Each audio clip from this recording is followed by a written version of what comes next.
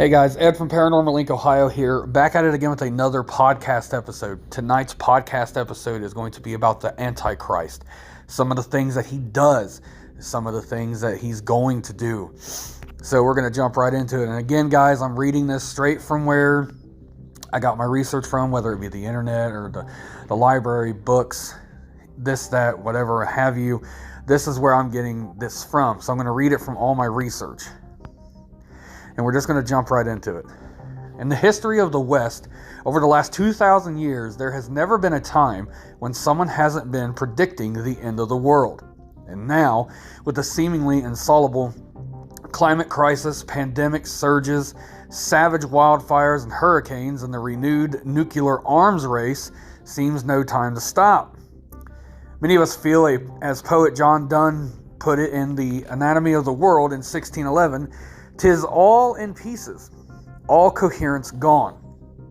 The Christian tradition tells us to be on the lookout for the Antichrist, who will appear shortly before the big finish. Vast amounts of Christian ink have been used to try and work out when we will come and just how we might identify him when he does. Here then are some things you should know about the Antichrist, just in case this happens. He is the son of Satan. The Antichrist was the perfectly evil human being because he was completely opposite to the perfectly good human being, Jesus Christ. Just as Christians came to believe that Jesus Christ was the Son of God, so they thought that the Antichrist was the son of Satan.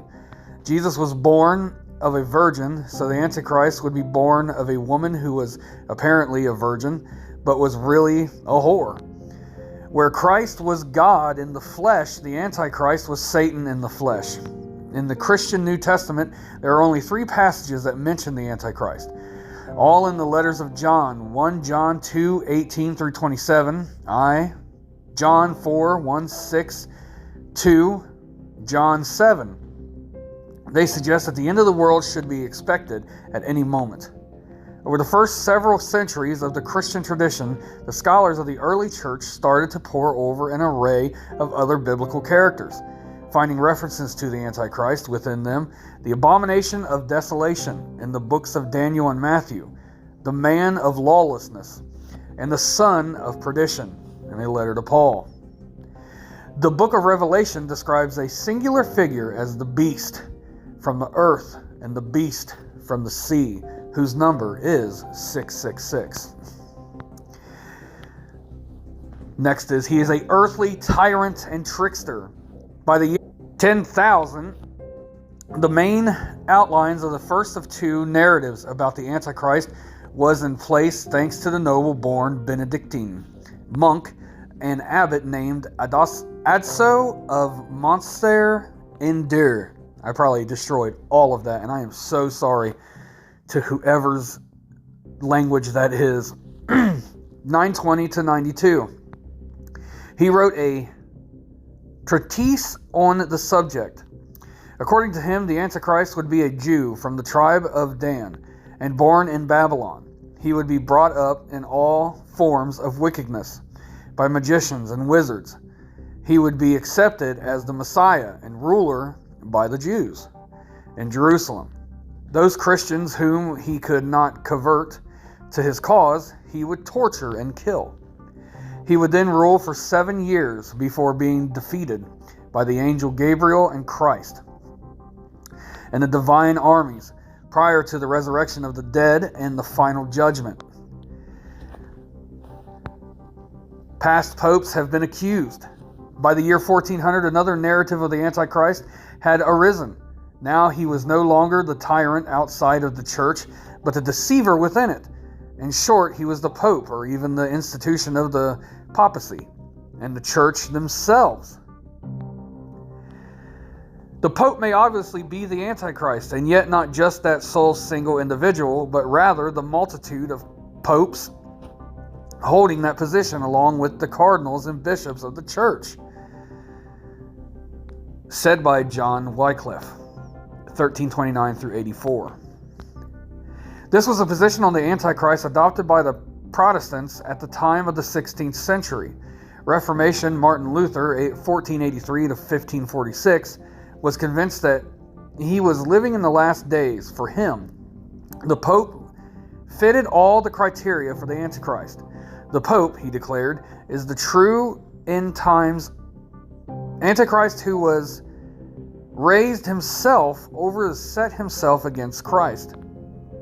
Let me say that again, because I don't know what happened there. Like, I had a word wreck where everything just kind of came together. And again, I know you guys come here to laugh because I can't read my own words and then I stumble on my own words. Let's try that again. For the Antichrist, the Pope, he declared, is the true end times Antichrist who has raised himself over to set himself against Christ. He is one in many. Within conservative Christianity over the last century, antichrists have multiplied. The Antichrist has become a general category available for application to any array of individuals, collectives, and objects as the demonic other. Generally, predictions of a tyrant outside the church now dominate the idea of a deceiver within it. American presidents are well represented when it comes to accusations of being the Antichrist, usually from the conservative religious right. Ronald Reagan, John F. Kennedy, and Barack Obama have all been mentioned. Donald Trump is gaining popularity as a worthy candidate, with ethics scholar D. Stephen Long suggesting he represents not a single person but a political pattern that repeats itself by taking on power to oppress the poor and the just. American evangelist Jerry Falwell, known for his controversial views on apartheid, homosexuality, Judaism, climate change, and the Teletubbies, once said, "The Antichrist will be a world leader. He'll have supernatural powers." Hillary Clinton is, to the best of my knowledge, the only female candidate. U.S. Republican politician Ryan Zink, who was U.S. Secretary of the Interior in the Trump administration from 2017 until his resignation in 2019, through the accusation in 2014, she later reassured him at Trump's inauguration that she wasn't the Antichrist. Osama bin Laden was a favorite until his death, as was Saddam Hussein. Marks of the beast have even been discerned by some in supermarket barcodes and pet microchips.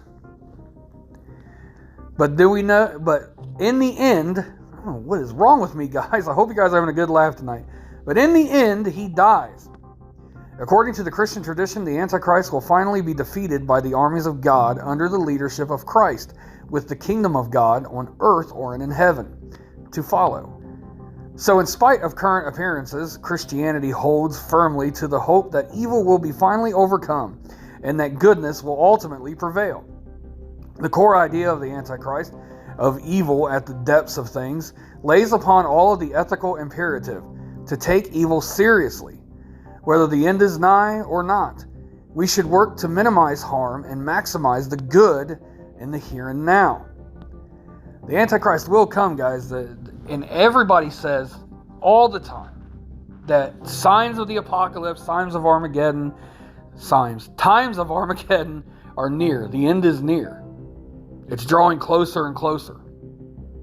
The Antichrist will appear and will take form of a human to try to bring upon peace on earth. He will. He'll try to bring peace on earth. He'll lead you to believe that he's the best thing in the world. And then tribulation begins. And that's when you're going to see the true side of the Antichrist. He wants to bring nothing but death and plague and chaos to the world. He works at the right hand of his father, Satan. He is evil. He will be here. Nobody knows when. Only God knows. And I hope when it does come that I'm not here, that I'm in heaven. So I hope you guys enjoyed tonight's episode of The Antichrist. Sorry, I stumbled through a lot of my words. I don't know what's going on. And I get so out of my own norm, I guess. You know, I'm still nervous when I do these. I mean, I've done a lot of these, and I still get nervous about this. But I want to thank you guys also very much for all the love and support that you give to me and Paranormal Inc. Ohio. And I hope you guys enjoyed tonight's episode, and you guys will hear from me tomorrow night. Thanks, everybody. Bye, everyone.